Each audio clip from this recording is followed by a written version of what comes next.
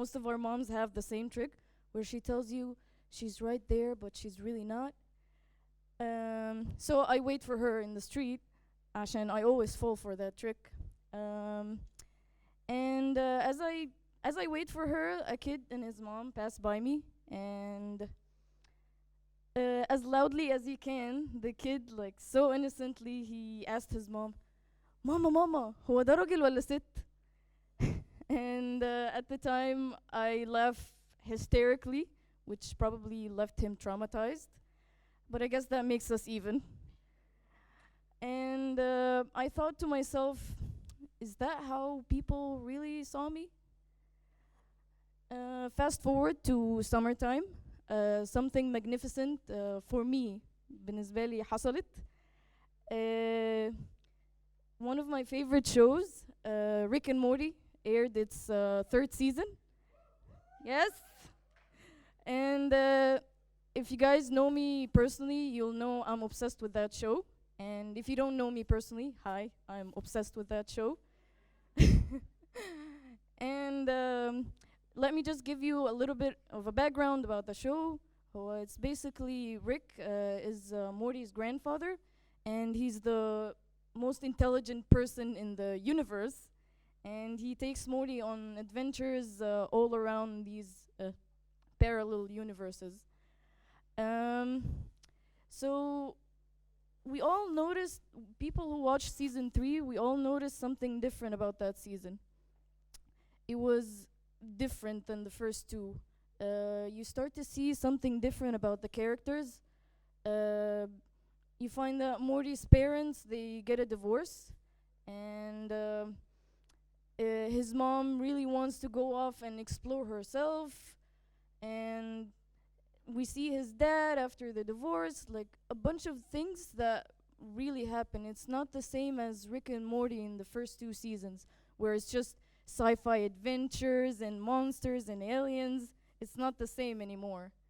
So I did a little bit of digging, and I found out the first 2 seasons were written by a one-gender team of writers, while the third season they decided to introduce like an equal ratio of both genders. The first 2 seasons were amazing. They gave the show what it is, but I believe that the third season really pushed it to the next level. And I think a lot of people agree with that because the third season really did get the highest ratings out of all of them. That brings me on to the next point. We all take decisions every day, whether it's do I really want to wake up when the alarm rings the first time? Anything, like from small decisions to big decisions. We all handle them in 2 different perspectives, okay?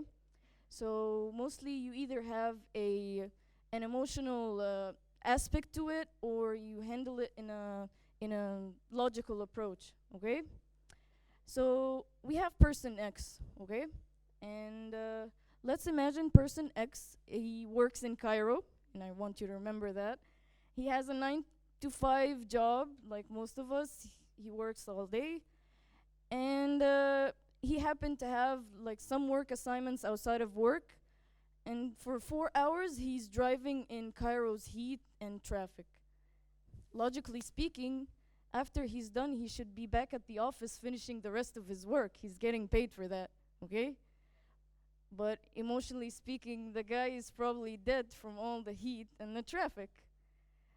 أنا أديكوا example حاجة فكرت فيها. It's more general than stuff that happens to everyone. عارفين لما بنبقى واقفين and you get the someone approaches you, the beggar or الشحات approaches you, and one day you're like person X and you've had a long day at work and you decide, well, I don't want to give him money, he should be out working like I do. But the other day maybe you feel like maybe you want to give him money, maybe you feel sorry for him, he doesn't have enough money on him like you do. So it's the same decision, and we decided to take it differently each time. And that has happened to most of us. Throughout my life, I've taken like most of my decisions logically, like big ones and small ones. I think really strategically, and although I am an emotional person, but I look at my emotions like that and be like, shh, no, I don't want you here. And it usually works. You can like shoo them away and it's okay. But at some point, they just decide to be too loud. So at some point, you really want to reach that balance between logical and emotional.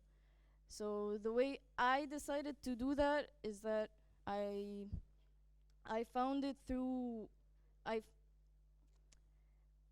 through my creative expression. Um, I decided to write more, to draw more, and I even like started to play the guitar for a while.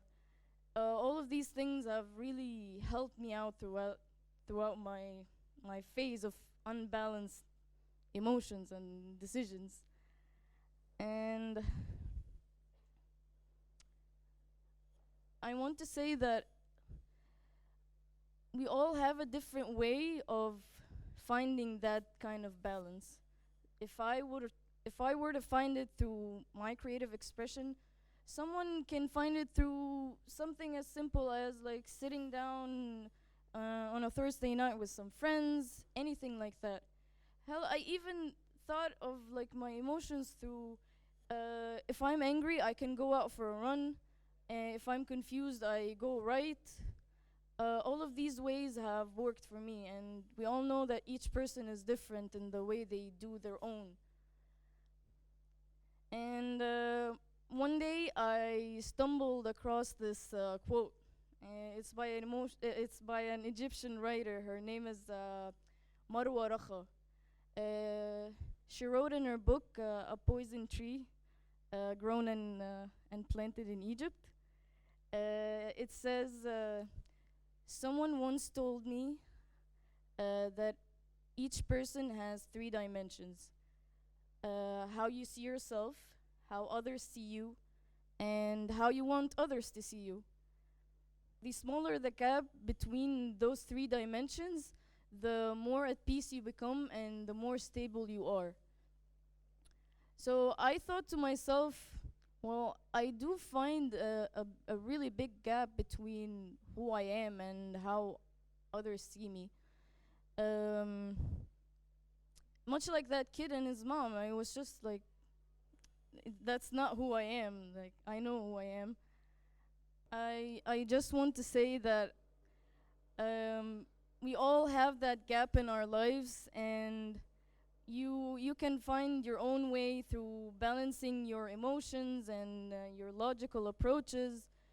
Um, and lastly, I hope all of us here can find a stable ground, as stable as steel, to feel comfortable by being ourselves. Thank you.